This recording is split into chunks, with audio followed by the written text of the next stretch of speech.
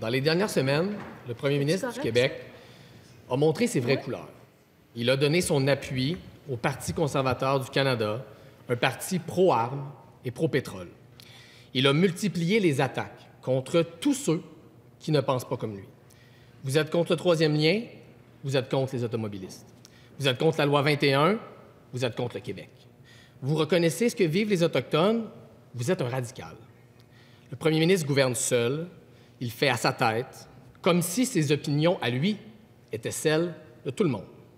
Il y croit tellement qu'avant même la fin de son premier mandat, il rêve déjà à son troisième. 8 ans de plus à la tête du Québec, pour un total de 28 ans à l'Assemblée nationale. Pour se faciliter la tâche, le premier ministre, si la tendance se maintient, va briser sa promesse de réformer le mode de scrutin. Et il va déchirer l'entente qu'il a signée avec moi.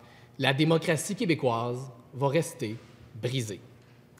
La semaine prochaine, le premier ministre va tourner la page sur ses 3 premières années au pouvoir.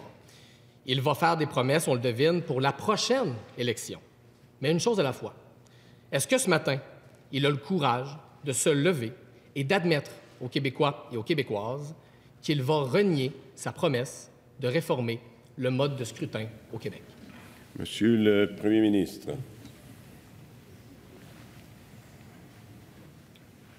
Monsieur le Président, on s'était engagé avec, effectivement, le co-chef de Québec solidaire à déposer un projet de loi pour réformer le mode de scrutin, de le faire rapidement.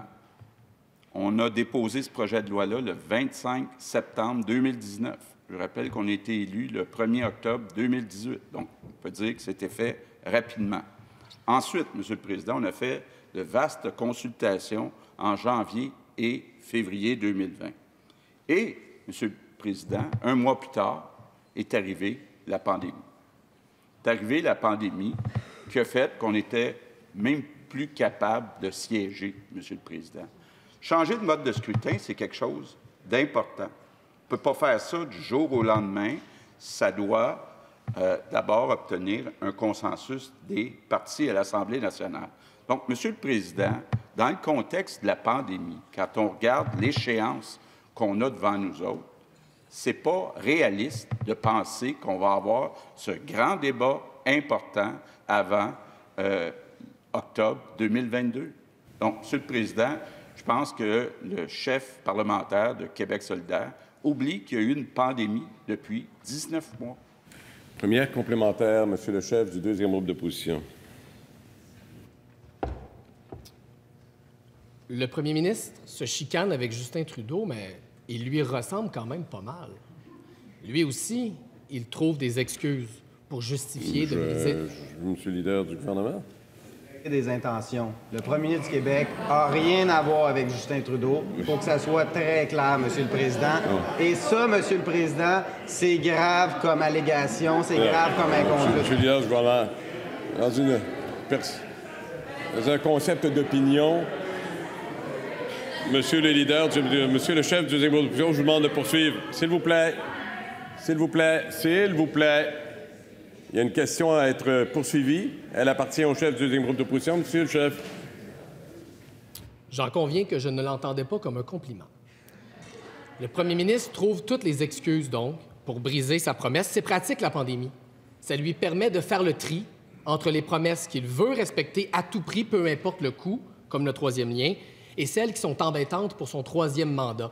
Est-ce qu'il est fier de ressembler à Justin Trudeau? Monsieur le premier ministre. Monsieur le Président, quand Justin Trudeau veut centraliser les pouvoirs, ne pas respecter les champs de compétences de la nation québécoise, contrairement au chef parlementaire de Québec solidaire, moi, je n'accepte pas ça. Je sais que le chef parlementaire de Québec solidaire nous l'a dit. Ça ne m'intéresse pas vraiment, les champs... Madame le leader du deuxième groupe d'opposition. Monsieur le Président, ça fait à plusieurs reprises que le premier ministre soutient des propos comme ceux-là. Je pense que le chef de la deuxième opposition a été assez clair à l'effet que la défense des compétences du Québec par la souveraineté du Québec, c'était ça son projet politique. Et on poursuit, Monsieur le premier ministre.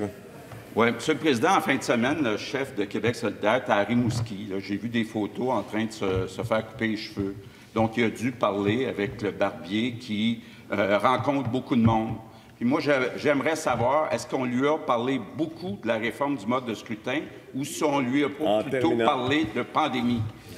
Deuxième complémentaire, Monsieur le chef du deuxième groupe d'opposition. Les travailleuses que j'ai rencontrées m'ont parlé de leurs difficultés dans un contexte où l'aide qu'elles ont reçue a été insuffisante pendant la pandémie. Mais si la santé de la démocratie, ce n'est pas une priorité pour le premier ministre, c'est une autre différence entre lui et moi, entre son parti et le mien. Nous, on pense que chaque vote au Québec doit compter. Lui, il veut continuer à gouverner jusqu'à 3 mandats avec une minorité de votes. C'est son choix. C'était aussi celui de Justin Trudeau. Monsieur le premier ministre. Bien, Monsieur le Président, on a la preuve parfaite aujourd'hui que le chef parlementaire de Québec solidaire est déconnecté des priorités sur le terrain des Québécois. Pour lui, la priorité, c'est la réforme du mode de scrutin. Pour nous, c'est la gestion de la crise sanitaire.